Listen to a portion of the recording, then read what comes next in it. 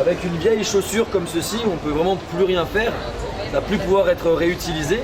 On va récupérer la semelle en caoutchouc, la broyer, ça va être broyé, déchiqueté, et on va pouvoir en faire ceci. Des terrains, tout ce qui va être terrain pour les jeux pour enfants, terrain de basket, d'athlétisme, c'est fait à partir donc de semelles en caoutchouc.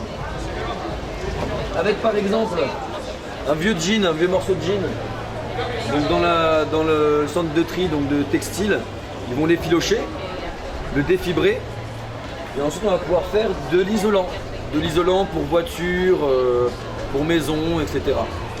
On est là sur la foire de Paris aujourd'hui, c'est pour pouvoir donc expliquer aux gens que par exemple il y a certaines matières, certains emballages, déchets qu'ils utilisent tous les jours, qu'on peut recycler à 100% à l'infini, comme les canettes en aluminium, les bouteilles en verre, il n'y a aucune perte de matière au moment du recyclage. Par exemple le papier, lui, il le recycle jusqu'à 5 fois, le carton 10 fois, les bouteilles en plastique, on peut les recycler aussi, faire des t-shirts, des polaires, avec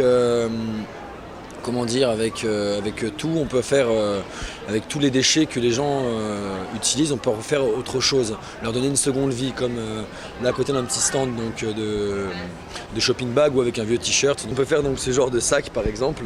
Donc voilà, on explique tout ça aux gens, donc c'est surtout de l'information, de la sensibilisation, et donc on fait ça un peu partout en France, essayer de sensibiliser le plus de personnes possible.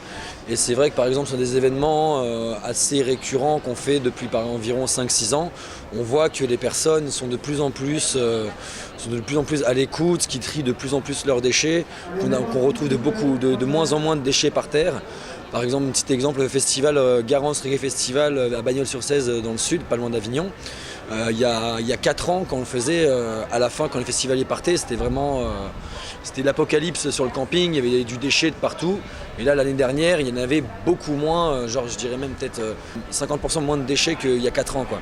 Donc petit à petit, ça rentre dans la tête des gens, ils savent qu'il y a une seconde vie pour tous les déchets. Et donc nous, on est là aussi donc, pour les sensibiliser et parler de tout ça.